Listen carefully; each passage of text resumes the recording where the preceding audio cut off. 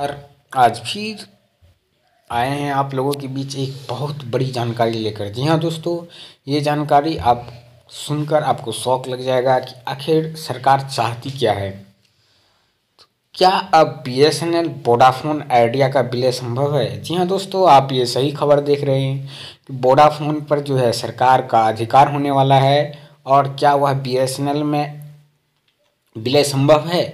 क्या Voda idea जो है सो वह सरकारी कंपनी हो जाएगी? दोस्तों, आज हम इसी पे चर्चा करने वाले हैं, क्योंकि सरकार की जो रणनीति रही है कि वह सरकारी क्षेत्र को ही प्राइवेट करती आ रही है अभी तक। लेकिन यह पहली दफ़ा है जो लग रहा है कि कहीं प्राइवेट कंपनी ना सरकारी कंपनी बन जाए। जी हाँ दोस्तों, आप पूरे विस्तार से पढ़िए इस न्यूज़ को कि क्या कहीं वोडाफोन आइडिया बीएसएनएल में तो मर्ज नहीं हो जाएगा। तो चलिए दोस्तों, विस्तार से हम बताते हैं आखिर ये रिपोर्ट क्या कहती है। घाटे में चल रही संपत्ति से निजात पाने के लिए भारत सरकार प्रयास कर रही है। एयर इंडिया इसका एक उत्कृष्ट उदाहरण है। वोडाफोन आइडिया और बीएसएनएल का विलय करने और फिर इसे एक विलय वाली इकाई के रूप में किसी अन्य निजी समूह को बेचने का एक मकसद हो सकता है। भारत संचार निगम लिमिटेड भारत में दूरसंचार सेवाओं के कारोबार को संचालित करने के एक दशक से अधिक समय से संघर्ष कर रहा है। उसी समय वोडाफोन और आइडिया के विलय की इकाई वोडाफोन आइडिया भारत की दूरसंचार उद्योग की कड़ी प्रतिस्पर्धा में बने रहने की कोशिश कर रही है। रिलायंस जियो और भारती एयरटेल सहित निजी ऑपरेटरों को केवल सभी ऑपरेटरों के बीच लाभ हुआ है, जो कि स्पष्ट रूप से बहुत सही नहीं है। वोडाफोन आइडिया के बोर्ड ने सरकार और केंद्र के लिए डेट की इक्विटी में बदलने को स्वीकार कर लिया है। तो हम देख सकते हैं कि वोडाफोन आइडिया की बोर्ड ने ऐसा स्वीकार कर लिया और टेल्को पोस्ट इक्विटी रूपांतरण में अधिकतम हिस्सेदारी रखने की संभावना है। और ये स्पष्ट है कि वोडाफोन आइडिया में जो हिस्सेदारी है वह सरकार की बहुत ज़्यादा होने वाली है। क्या बीएसएनएल और वोडाफोन आइडिया की विलय के लिए कोई जगह है? क्या अब यह दोनों कंपनियां विलय हो जाएगी?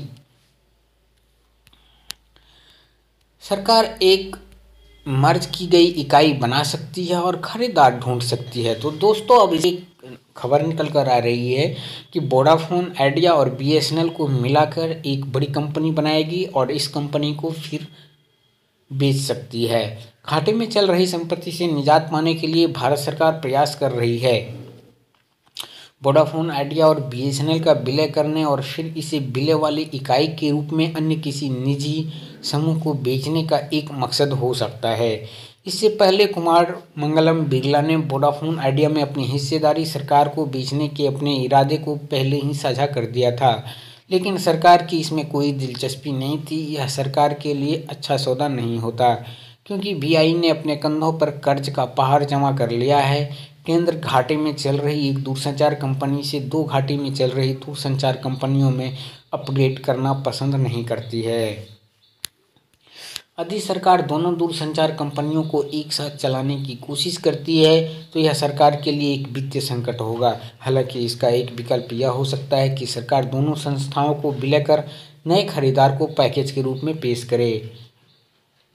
जे सागर एसोसिएट के पार्टनर टोनी वर्गीज ने कहा है कि क्या सरकार नए खरीदार की तलाश में है। बीएसएनएल वोडाफोन आइडिया के व्यवसायियों को मिलाएगी या नहीं, यह देखा जाना बाकी है। यह कितना लंबा शॉट है, यह कुछ ऐसा है जो निश्चित रूप से उपभोक्ताओं के दिमाग में चलेगा। तो दोस्तों, अभी तक जो बातें निकल कर आई है वो ये बातें हैं कि वोडाफोन आइडिया जो है अपने कर्ज की अदायगी नहीं कर पाने के कारण सरकार ने उसमें अपना हिस्सा ले लिया है।